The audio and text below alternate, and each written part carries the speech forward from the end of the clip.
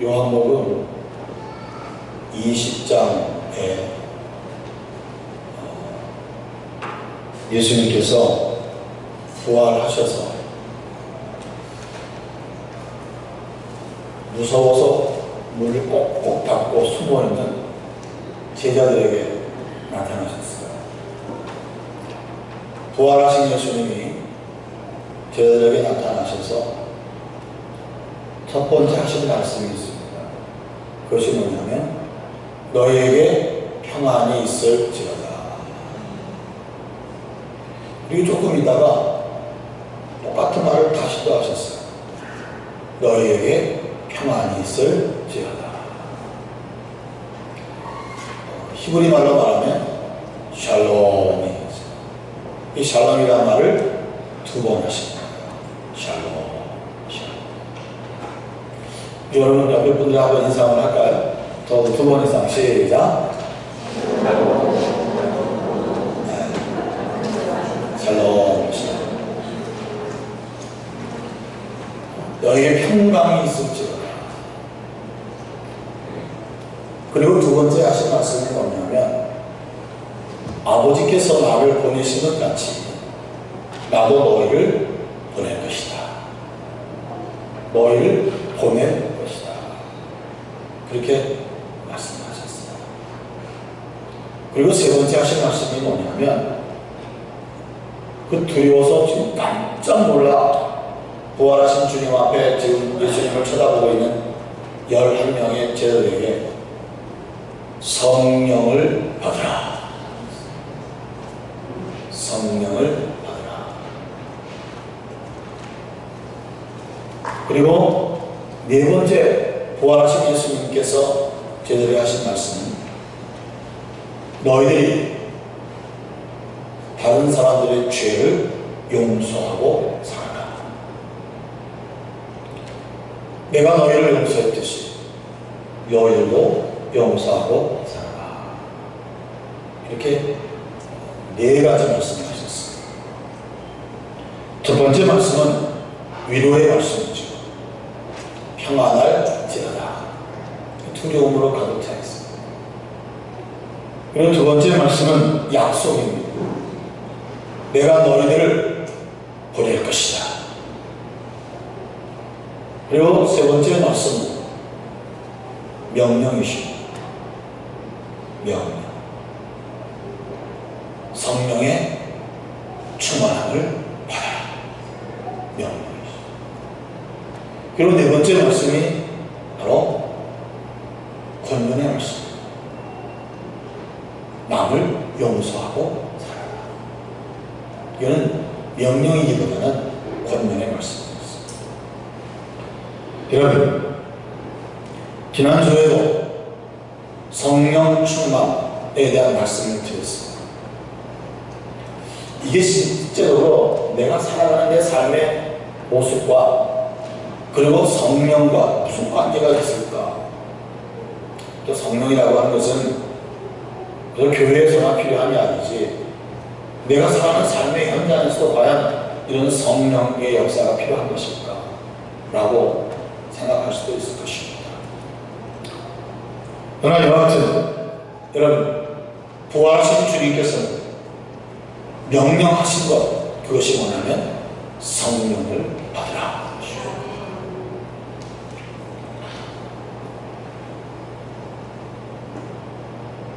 그 말씀을 듣고 난 다음에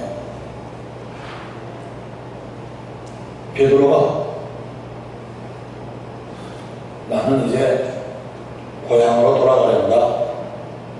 그리고는 주님을 떠나기로 결심을 하고 그리고 고향으로 가기로 했어.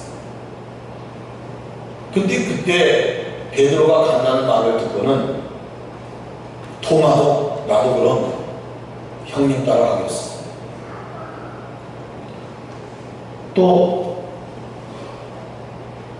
나다나엘도 따라 나섰어. 세베대의 두 아들 야고보와 요한도 따라 나섰어.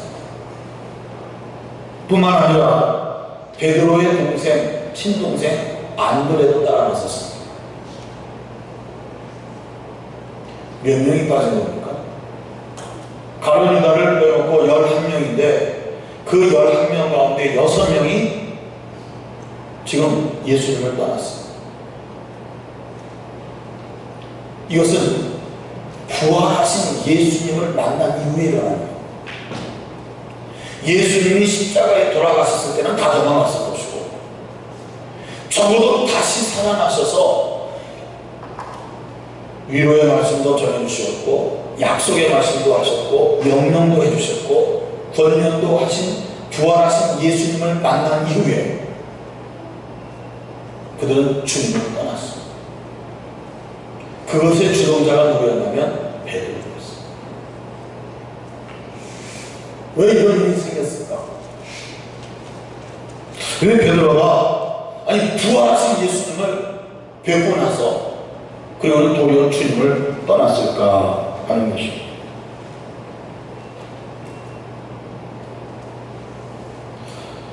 어떻게 보면 베드로는 굉장한 열등의식을 가지고 있었습니다.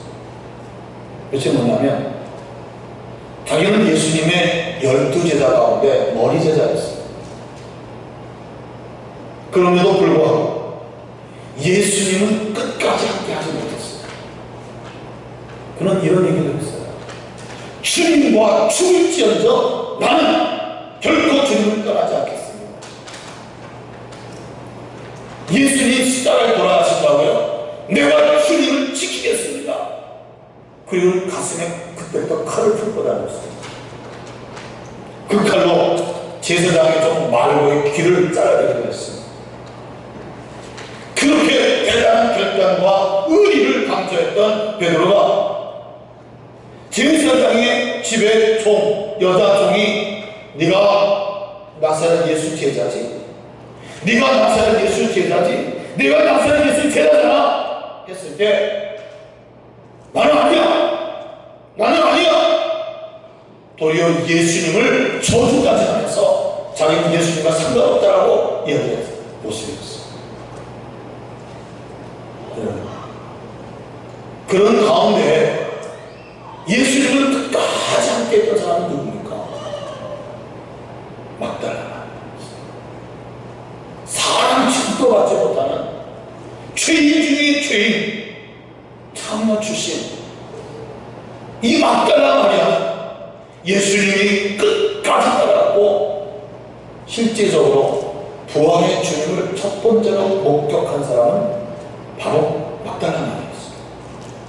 그러나 성경은 베드로가 첫 번째 목격자다라고 얘기를 하고 있죠. 최면서죠. 여러분, 오늘 이 베드로는 그 정말 볼품없는 그 여인보다도 못한 자기 자신을 가려는 것입니다. 그리고 이렇게 생각하는 거죠. 나의 한계는 여기까지구나. 내가 그렇게 의리의 사람으로 주장하고 사람들에게 칭찬도 받고 그렇게 사는 것이 내 인생의 가치라고 하고 내 선생님을 지키기로 했는데 교자 내가 한 일이 뭐냐?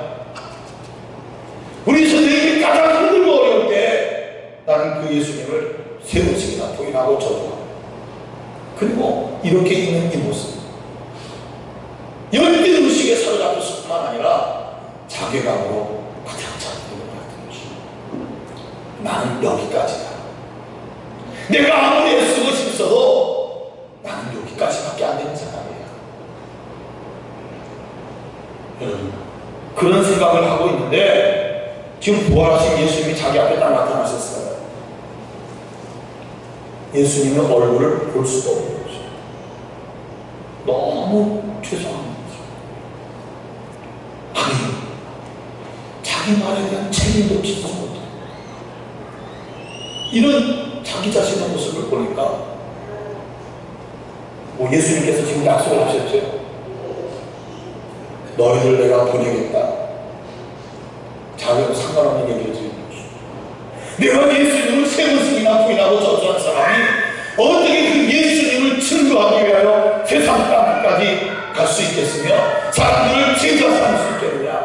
이건 나하고 상관이 없는 얘기다. 나 이제 고향에 돌아가서 전에 했던 거 그걸 먹고 살다가 죽을란다 하고 베드로가 주님을 떠나니까 함께 했던 거기 있는 제자들도 다 그런 사람들이거든요. 아이고 형님만 가니까 우리도 같이 가야죠. 다 똑같은 사람들인데. 그리고는 11명에서 6명이 빠져나가고 합니다. 여러분, 베드로와 또 주님과 함께했던 제들만 이렇게 자괴감에 빠지고 그 열두 의식 속에서 모든 것을 포기하고 그리고 그만둘까요? 오늘 이 땅에 많은 그리스도인들도 가만히 살펴보면 두 가지 유형 중에 하나입니다. 그 하나는 뭐냐면, 내 마음으로는 주님을 잘 섬기고 내 마음으로는 뭐 이런 것도 하고 저런 것도 하고 싶은데, 내 믿음이 이거밖에 안 되는구나. 내 능력이 이거밖에 안 되는구나. 나는 하고 싶어도 내 환경이 나를 따라주지 않는구나. 그래, 나는 그냥 여기도 아니다 하고 모든 것을 포기하거든요. 그는 스스로 자괴감 속에 있다. 내가 할 수 있는 것이 무엇이다. 그런다면 또 한쪽의 사람들은 어떤 사람입니까? 뭔가 자기 열심과 자기 노력과 자기 헌신을 통해서 뭔가 일을 이뤄놨을 때는 곧 이렇게 말하죠. 나 아니면 안 되는 일이지. 이 모든 것들은 내가 하는 거야. 그리고 교만이다. 이 두 가지는 아주 양극입니다. 하나는 높은 위치에 있는 것 같고 하나는 아주 낮은 자리에 있는 것이 여기지만 그러나 그것의 중심은 하나입니다. 바로 자기 중심입니다. 자기 중심. 이 자기 중심으로 시작된 것은 결국 두 가지 중에 하나입니다. 자괴감으로 무너지는지 아니면 교만을 떨면서 살든지. 우리에게는 분명한 중심이 있습니다. 그 중심이 뭐냐면 하나님 중심이에요. 그 중심이 뭡니까? 하나님의 말씀인 성경 중심이어야 합니다. 또 하나의 중심이 있습니다. 그리스도의 몸이 교회 중심이어야 하는 것입니다.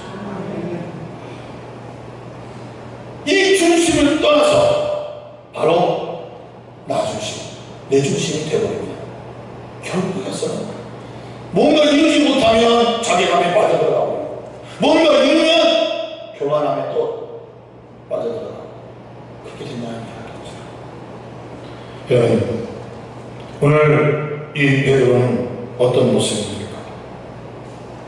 자괴감에 푹 빠져버렸어요. 그리고 모든 걸 다 포기해버렸어요. 한때는 예수님의 머리제로서 모든 것을 다 이룰 것 같은 모습이었어요.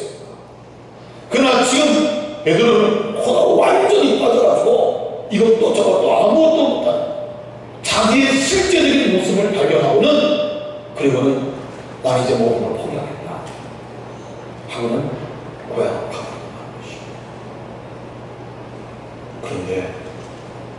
그런데만 그런 베드로를 세우는 뭔가가 있었어. 그런 베드로를 알고 이전과는 전혀 다른 모습으로 살게 하는 뭔가가 있었어. 사건이 있었어. 그 사건이 뭡니까? 사도행전 2장의 오순절 성령 강림의 사건인 것입니다. 저는 자기 중심입니다. 내 힘을 의지합니다. 내 능력도 살아봅니다. 내 의지를 갖고 해봅니다. 이제는 그게 아니라는 걸 알았어요. 그리고 성령의 충만을 받았어요. 여러분, 성령이라는 예수님께서 보혜사 성령이라고 말씀하셨어요. 이 보혜사 성령이라는 것은 우리가 뭐 굳이 헬라어로 말하면 파라크레토스, 하나님께서 성도들을 돕기 위하여 보내신 분이시다. 그래서 영어는 이 보혜사를 변호사라고도 표현합니다. 도움자라고도 표현합니다. 혹은 카운셀러라고도 얘기하고 영어 성경이 그렇게 표현하고 있어요. 근데 오늘 우리 성경에는 보혜사라고 합니다. 여러분, 보혜사라는 말 훨씬 더 이해하기 쉬운 단어입니다. 아무리거든요. 보자가 무슨 말이냐면 보호할 거죠. 보호할 거죠. 해는 뭐냐면 은혜 했잖아. 사는 스승사자. 여러분, 보호하고 이 은혜 했잖아요. 사랑 했잖아도 말합니다. 보호하시고 은혜를 주시고 사랑하시는 스승이라는 말입니다. 보혜사. 다시 보혜사라는 말은 뭐라고요? 보호하시고 은혜를 베푸시는 또 사랑하시는 스승. 따라합시다. 보혜사. 보혜사. 그렇습니다. 이 땅의 모든 그리스도인들이 하나님의 거룩한 뜻을 이루며 살아갈 수 있도록 우리를 보호하시고 인도하시고 은혜를 주시고 사랑하는 스승으로서 바로 여러분 가운데 계시다.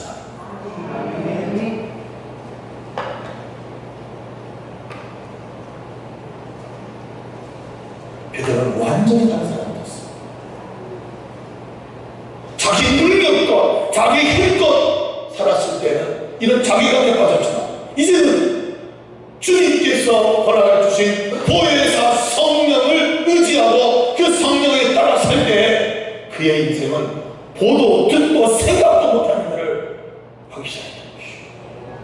그의 인생에 놀라운 역사가 일어나기 시작했던 것이죠. 여러분, 사도행전 2장에 보혜사 성령이 120명 무리들에게 임하셨을 때 성령이 말하게 하심을 따라 그들이 말했다고 했습니다. 성령이 말하게 하심을 따라 말을 했는데 어떤 현상이 일어나냐면 오순절날 그 성전의 마당에 모여 전 세계에서 적어도 15개 국가에서 모여든 사람들이 그들이 막 말을 하는데 뭘로 듣기 시작했냐면 자기들이 태어난 곳의 언어로 듣기 시작했던 것이죠. 여러분, 120명의 사람들은 어떤 사람들입니까? 그들은 외국에 나가본 경험도 없는 사람, 그들은 외국어를 해본 경험도 없는 사람, 공부한 적도 없는 사람. 그런데 그들이 완벽한 네이티브 수준으로 말을 하기 시작했던 것입니다. 전 세계에서 온 사람들의 언어로 이야기했던 것입니다. 즉, 나사렛 예수는 하나님의 아들이시다. 그 나사렛 예수를 믿는 자에게 하나님은 죄사함을 주시고 구원을 베풀어 주시느니라. 여러분, 베드로가 언제 외국어 말을 들어봤어요? 베드로가 언제 외국에 한번 나가본 적이 있습니다. 그런데 성령을 따라 말을 하다 보니까 무슨 말을 하고 있어요? 자기가 완벽한 외국어를 하는 것이죠. 이것을 방언이라고 말하는 것이죠. 여러분, 이후에 또 어떤 일이 있었습니까? 베드로가 성전 입으로 방에 들어갈 때 안진뱅이가 있었습니다. 그때 그 안진뱅이를 일으킬 수가 없는 거였어요. 누가 하시면 됩니까? 성령께서 베드로와 요한을 통하여 40년 동안 안진뱅이로 산 사람을 일으켜 세우게 하시고 그를 뛰게 하시고, 아멘? 이런 일을 하게 하셨어요. 여러분, 베드로가요, 그의 능력을 갖고 그 사람을, 안진뱅이를 일으켜 세울 수 있겠습니까? 아니지 않습니다. 베드로가 복음을 전했습니다. 할 때 유대인들이 그 복음을 듣고 남자만 3,000명이 회개하고 세례를 받고 예수님의 제자가 되어버렸습니다.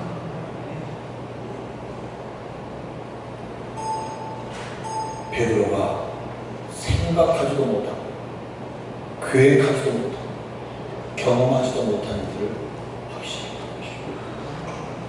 누구의 능력으로? 성령의. 사도행전은 28장으로 끝납니다. 그러나 여러분, 사도행전은 끝나는 장이 아닙니다.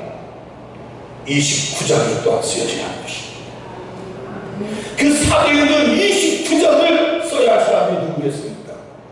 바로 성령의 능력을 힘입어서 살아가는 사람들에 의해서 오늘날도 사도행전 29장은 계속 되어지고 있는 것입니다.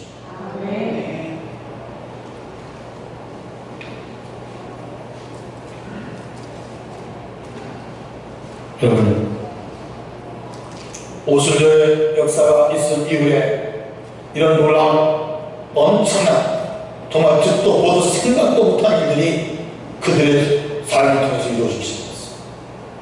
뿐만 아니라 어떤 일이 이루어졌냐면 그들의 모든 재산들을 가지고 섬김을 시작했어요. 섬김. 그래서 성경에 보면 그들 가운데 가난한 자가 없더라. 가난한 자가 없더라는 말은 굶는 자가 없더라는 말인 것입니다.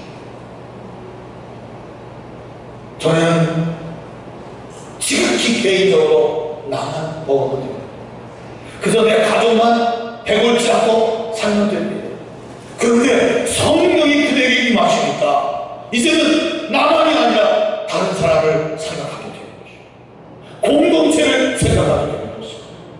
이런 성령이 또한 시작이 되었던 것입니다. 왼쪽으로 나타나는 능력, 왼쪽으로 나타나는 기적뿐만 아니라 그들의 실질적인 삶의 모습들이 이렇게 자기 중심에서 하나님의 중심으로 변화되기 시작했고 이웃을 생각하는 구체적인 모습들이 시작이 되었다는 말씀인 것입니다. 여러분, 이 이후에도 계속해서 성경은 뭘 말씀합니까? 예루살렘 교회의 일꾼을 뽑을 때에도 그 일꾼을 뽑는 기준이 뭐였습니까? 성경에 분명히 말합니다. 성령과 지혜와 충만, 칭찬받는 사람을 택했다. 이 사도행전은 뭐 다른 말로 말하면 성전행전이라고도 말할 수 있습니다. 지극히 평범하고 지극히 평범 이하의 사람들을 예수님께서 택하셔서 그들로 하여금 성령의 충만함을 있게 하심으로 인하여 정말로 피곤한 삶을 살게 하시는 이 놀라운 증거가 사도행전이라는 말입니다. 여러분, 성령의 역사는 지금도 계속되어지고 있습니다. 나는 내 능력은 이것밖에 안 돼. 내가 이것이 나의 한계야. 스스로 정하고 무너지고 포기해버리는 그러한 모습에서 이제는 내게는 하나님이 보내주신 보혜사 성령님이 나와 함께 계심을 여러분들이 발견하는 데 있기를 바랍니다. 누가 계시다고요? 보혜사 성령님이 계시다. 나를 완벽하게 보호하시고 인도하시고 내게 완전한 은혜를 베푸시고 살아가시는 스승이신 성령이 멀리 있는 것이 아니라 이미 여러분 안에 계시답니다.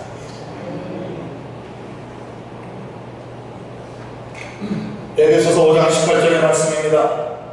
술 취하지 마라. 이는 방탕하게 하는 것이지 오직 성령의 충만함을 받아야 한다. 적어도 그리스도인에게 있어서는 받아야 할 것이 있습니다. 부활하신 예수님께서 제자들에게 명령하신 것이 이것이었습니다. 성령을 받아라. 사도 바울도 에베소 교인들을 향하여 이런 명령을 하고 있는 것입니다. 성령의 충만함을 받아라.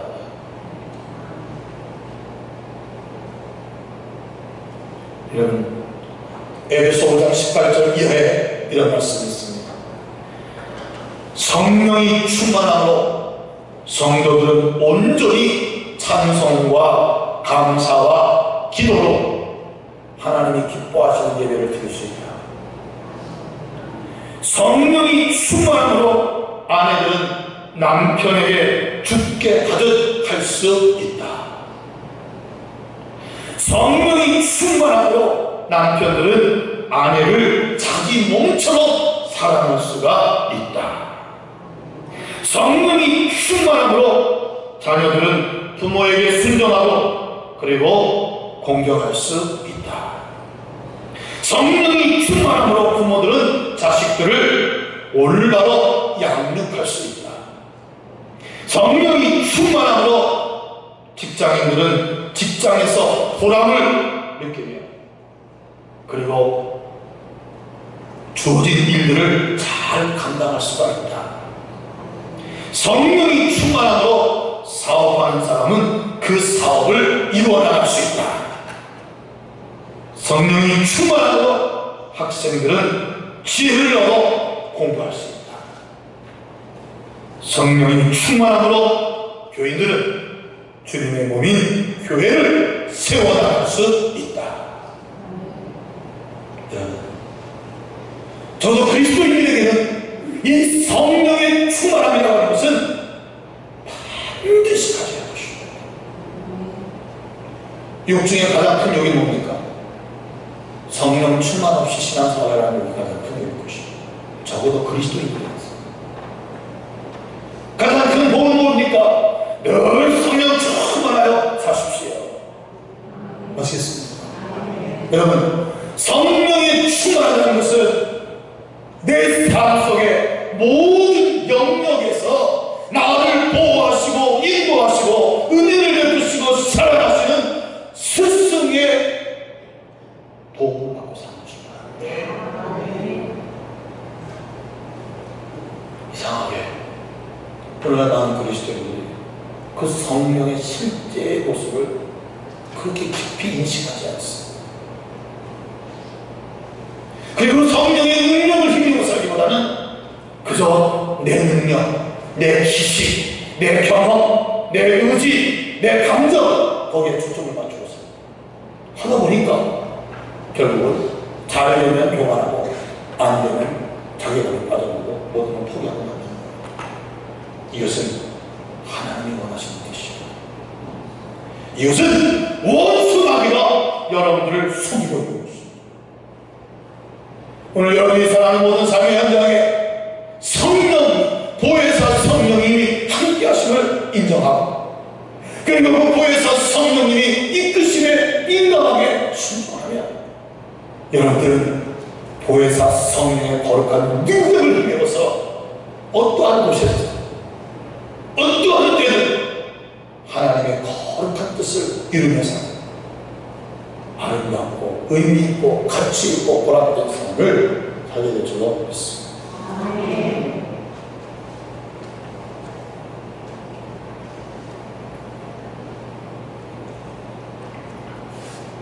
정말로 저는 지난주 성령님에 대한 말씀을 전하면서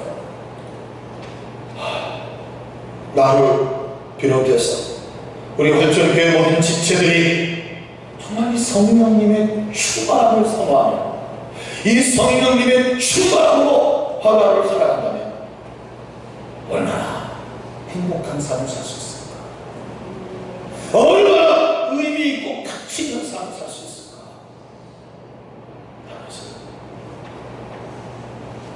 마음의 소원을 두게 되었습니다.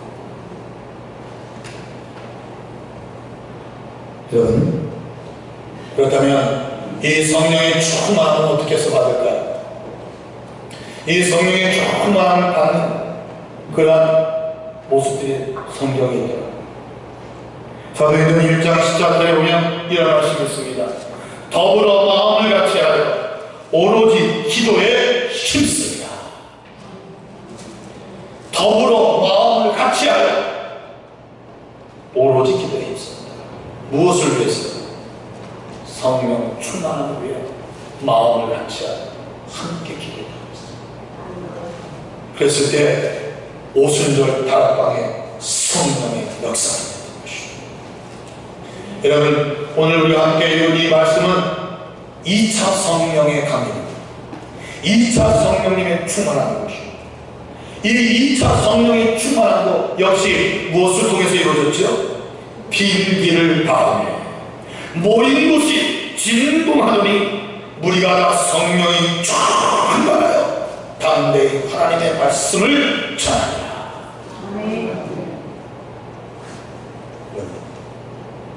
빌기를 다했다는 말은 바로 하나님 앞에 간절히 요청했다는 말. 빌기를 다했다는 말은 마치 거지가 동량을 구하듯 그렇게 애절하게 구했다는 이야기입니다. 빌기를 다했다. 무엇을 위한 빌기를 다한 것입니까? 성령의 충만함을 위하여 마치 거지가 동량을 구하듯 하나님 앞에 그렇게 애절하게 구했다는 것입니다. 그럴 때 그들이 모인 곳이 진동을 하며 그리고 성령의 충만함이 이루어졌습니다. 많은 어려움과 그런 일들 속에서 담대하게 복음을 증거하러 그들이 뛰어나가게 되었던 것입니다. 하나님의 역사를 이루며 살게 되었던 것입니다. 오래 사는 게 뭐냐? 어떻게 사느냐? 어떻게 사느냐? 사랑하는 자녀 여러분, 성령의 충만한 사십시오. 하루를 살아도 1년을 살아도 10년을 살아도 보혜사 성령님의 충만하신 인도하실 수 있습니다. 이런 사랑합니다. 거기에 하나님께서 주신 아름다운 열매가 반드시 있을 줄로 믿습니다. 빌기를 통해 기도해야 하는 것입니다. 기도하십시오. 뭘 위해서요? 성령의 충만. 여러분, 성령의 충만함은 우리 인생의 모든 문제들의 정확한 답이 되는 것입니다. 내 개인적인 신앙의 문제든, 가정의 문제든, 부부의 문제든, 자녀의 문제든, 내 사업의 문제든, 내 모든 공부의 문제든, 모든 문제들이 성령의 충만함으로 성령의 지배 속에서 성령이 이끌리면서 산다면 모든 것을 해결되는 것입니다. 왜 자괴감에 빠집니까? 왜 교만함에 빠집니까? 이유는 성령을 의지하지 않기 때문인 것입니다. 하나님은 여러분을 도와주시기를 원하십니다. 하나님은 여러분에게 놀라운 은혜를 부어주시기를 원하십니다. 하나님은 여러분을 통해서 보도 듣도 생각도 못한 일들을 이루시기로 계획하고 계시는 것입니다. 그런데 지금 내가 그 성령을 거부하고 있는 것입니다. 내 능력대로 산다는 것입니다. 내 경험대로 하겠다는 이야기입니다. 내 고집대로 하겠다는 이야기입니다. 이것은 사탄의 속임수입니다. 하나님 앞에 겸손히 무릎 꿇어야 합니다. 성령님, 나를 불쌍히 여겨주세요. 내 인생을 이끌어 주세요. 내 가정을 이끌어 주세요. 내 사업을 일으켜 주세요. 우리 교회를 세워 주세요. 믿음으로 살게 해 주세요.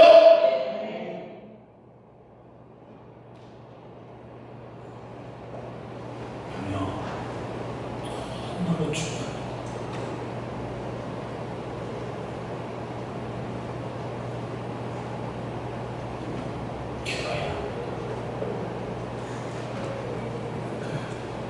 또한 성령이 충만함이 언제 있느냐고요? 사도행전 8장 17절에 사마리아 지역에 복음이 증거되면서 사람들이 예수님을 하나님의 아들로 믿고 구원받는 역사가 일어났습니다. 그래서 사도들이 거기에 가보니까 아직 성령의 충만함을 받지 못했어요. 그때 그들에게 사도들이 안수를 했다 그랬어요. 성령 충만함을 위하여 안수를 할 때 그들이 또한 성령의 충만을 받았다. 여러분들의 마음에 간절한 소원을 갖고 목사님 성령 충만을 위해 기도해 주세요. 원하시는 분 오십시오.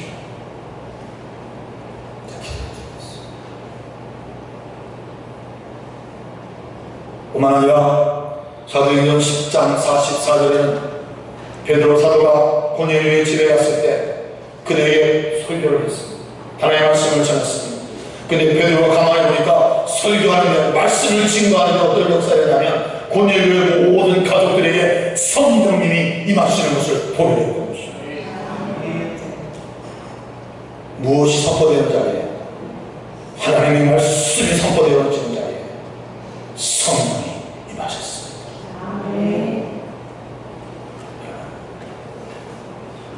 이것저것 다 떼어보십시오. 이것저것 다 없어졌을 때입니다. 그러나 이것만큼은 있어요. 그게 무엇이죠? 그게 무엇이죠? 성령 충만. 성령 충만이 여러분의 인생의 답입니다. 확실한 것입니다. 성령 충만이 내 신앙의 답입니다. 성령 충만함이 여러분의 가정의 답입니다. 성령 충만함이 공부의 답입니다.